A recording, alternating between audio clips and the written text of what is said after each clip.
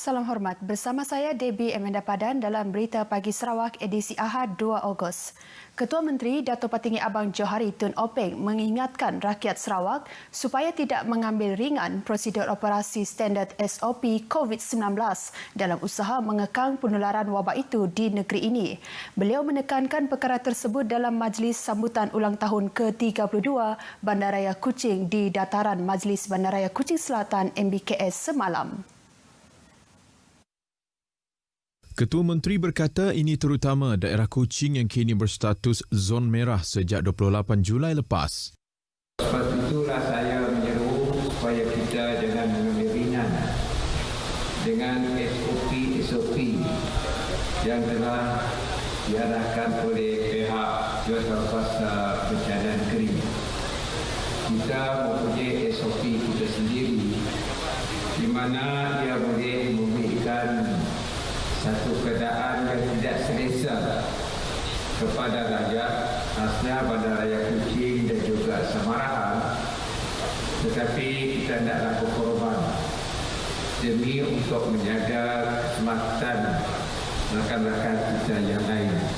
Baru-baru ini JPBN Sarawak telah mengambil beberapa langkah susulan peningkatan kes COVID-19 di negeri ini. Ia termasuk menguatkuasakan kawalan pergerakan orang ramai dari zon merah, kuning ke zon hijau serta tempoh masa operasi perniagaan di bahagian Kuching, Samarahan dan Serian dihadkan dari 6 pagi hingga 10 malam hingga 14 hari bulan ini. Dalam perkembangan lain, Dato' Patinggi Abang Johari mendedahkan sebuah syarikat yang berpangkalan dari Jepun telah menyatakan minat untuk memperluas operasinya di Taman Teknologi Tinggi Semajaya di Kuching. Sehubungan itu, Ketua Menteri menambah dengan adanya pembukaan kilang dari Jepun itu kelak, ia secara langsung turut menyediakan peluang pekerjaan kepada anak tempatan. Sarawak sambut baik keputusan Brunei Darussalam yang bersetuju menangguhkan pelaksanaan perintah bayaran keluar dan bayaran masuk ke negara itu. Timbalan Ketua Menteri Dato' Amar Awang Tengah Ali Hassan berkata, perintah itu sepatutnya dilaksanakan semalam namun ditunda pada 1 Oktober depan. Dato' Amar Awang Tengah berkata penangguhan ini bagi membolehkan rundingan dalaman dan perbincangan bersama kerajaan Malaysia dengan lebih teliti untuk menilai dan meneliti perkara-perkara yang telah saya bangkitkan melalui surat yang telah saya utus sebelum ini, iaitu pada 20 Julai yang lepas kepada negara Brunei Darussalam. Dato' Amar Awang Tengah berkata demikian pada sidang media di lapangan terbang Limbang. Menerusi perintah tersebut, caj akan dikenakan ke atas setiap individu yang keluar masuk negara tersebut melalui pos-pos kawalan darat. Tiada kes positif COVID-19 dilaporkan di Sarawak semalam dan kes positif kekal 678 kes.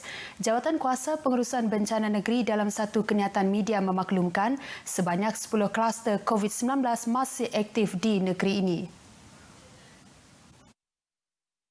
Kluster berkenaan ialah kluster syarikat kejuruteraan dengan kekal 8 kes, kluster Mambung 7 kes, kluster Pusat Perubatan 3 kes, kluster Jupiter 3 kes dan kluster Pasar Stutung 7 kes. Manakala kluster JT Kuching juga kekal 2 kes, kluster Sentosa 31 kes, kluster PUI Melbourne 2 kes, kluster Syarikat Pembinaan Kuching juga kekal 2 kes dan kluster Pasar Satok 4 kes.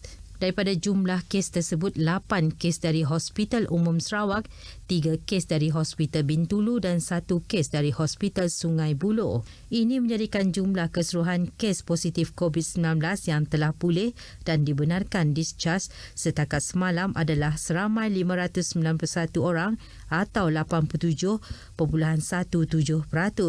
Seramai 68 orang masih menerima rawatan dalam ward isolasi hospital dan jumlah kematian kekal 19 orang atau 2.8%. Sebanyak 2 PUI baru dilaporkan dan 3 kes masih menunggu ujian makmal.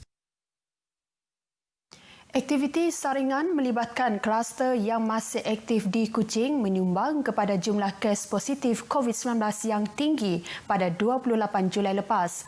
Pengarah Kesihatan Negeri JKN Sarawak Dr. Chin Zin Hing menerusi kenyataan media mendedahkan 25 kes yang dilaporkan pada tarikh itu susulan daripada aktiviti saringan yang diadakan pada 26 dan 27 Julai terhadap kluster terbabit. Menerusi saringan itu, ramai orang awam dalam kalangan mereka yang telah dikenal pasti diambil swab untuk ujian dan terdapat sebilangan daripada mereka dikesan positif COVID-19. Beliau menyatakan demikian bagi menjawab aduan dan pertanyaan orang awam mengenai jumlah kes yang tinggi pada tarikh tersebut. Dr. Chin juga berkata pihaknya mengambil maklum aduan terdapatnya individu yang telah dirujuk dan dimasukkan ke hospital serta dikaitkan dengan kes positif COVID-19 tetapi tidak diambil kira sebagai kes seperti mana yang dilaporkan JKN Sarawak kepada JPBN. Jelasnya tindakan tersebut merupakan salah satu langkah berjaga-jaga yang telah diambil oleh JKN Sarawak untuk melakukan siasatan lanjut ke atas mana-mana kes yang masih disyaki dan bagi tujuan ujian saringan ulangan dapat dijalankan. Susulan larangan pergerakan antara Zon 1 dan Zon 2 yang berkuat kuasa semalam, Polis Sarawak mengadakan sekatan jalan raya di dua lokasi berasingan. Menurut Timbalan Pesuruhjaya Polis Sarawak, Dato' Dev Kumar, lokasi pertama di kilometer 73 Jalan Sri Aman Kuching yang dijalankan oleh Ibu Pejabat Polis IPD Sri Aman. Manakala lokasi kedua di pangkalan Feri Triso dikendalikan oleh IPD Simunjan, tinjauan kru RTM pada hari pertama semalam menyaksikan orang ramai yang merentas antara Zon 1 dan Zon 2 memiliki dokumen kebenaran daripada pihak polis. Manakala pengguna jalan raya yang tidak mempunyai permit kebenaran akur dengan arahan untuk berpatah balik. Larangan pergerakan antara Zon 1 meliputi Kuching, Samarahan dan Serian yang juga dikategorikan sebagai daerah merah, kuning dengan Zon 2 atau daerah-daerah hijau akan berkuat kuasa hingga 14 Ogos ini.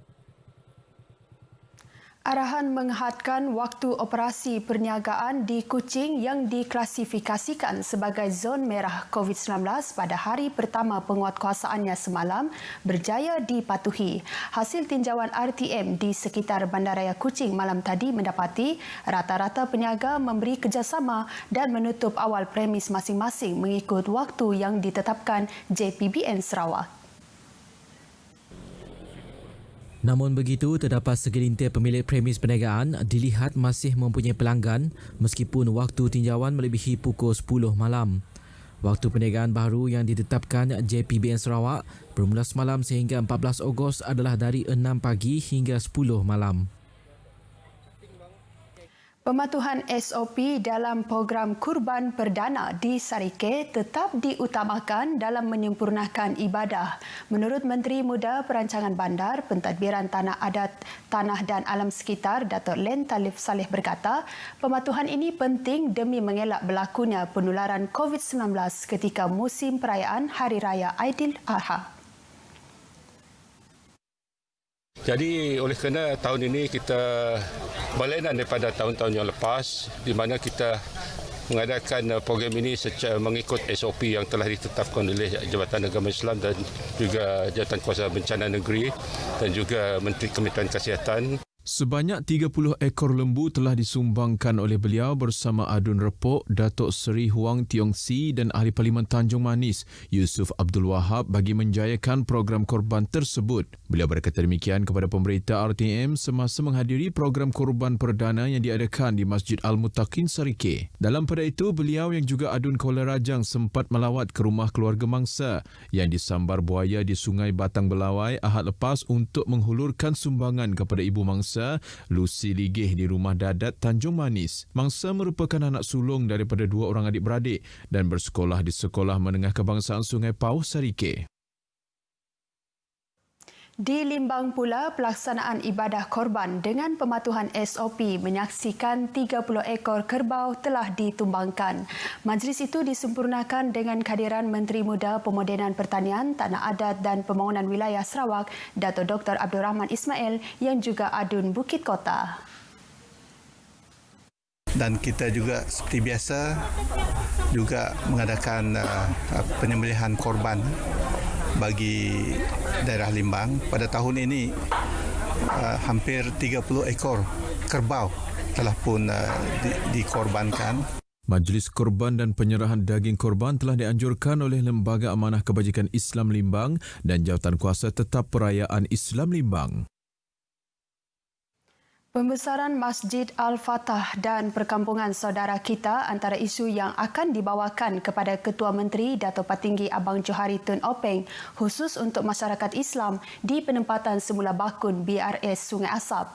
Adun Murum Kennedy Cupai Ugon semasa menghadiri Majlis Ibadah Korban Anjuran Jais Bintulu, Program Kampung Angkat Saudara Kita Prokas, Unit Saudara Kita Sungai Asap dan Hyperwave Sdn Bhd di perkarangan Masjid Al-Fatah menjelaskan dua permohonan tersebut pernah dikemukakan terus kepada Dato' Patinggi Abang Johari.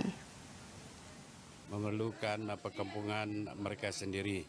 Kerana bagi saya di kawasan ini kita perlu menghormati agama-agama yang ada di sini, dan kalau kita lihat dari segi komposisi penduduk di sini lebih daripada 90% adalah komuniti Kristian, dan kita juga melihat keperluan daripada komuniti USK kita, dan saya sangat saya menyokong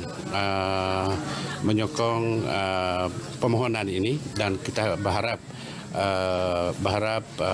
agar pihak kerajaan dapat melihat keperluan mereka. Biarpun di BRS Sungai Asap 90% penduduknya merupakan beragama Kristian, namun beliau mengakui terdapat segelintir beragama Islam yang memerlukan masjid lebih besar untuk menunaikan ibadah.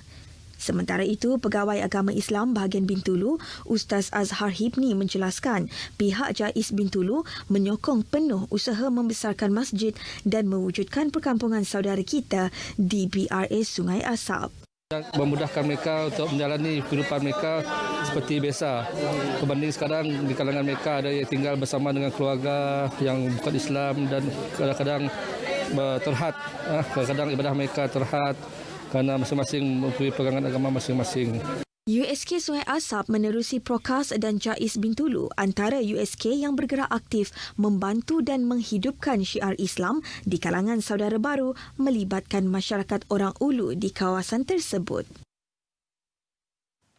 Berita Pagi Sarawak berakhir di sini. Pakai pelitup separuh muka dengan betul. Jangan letak di dagu kerana ia boleh tercemar menyebabkan mulut serta hidung dijangkiti virus dan kuman. Sekian, saya Debbie Amanda Padan. Selamat berhujung minggu. Jumpa lagi.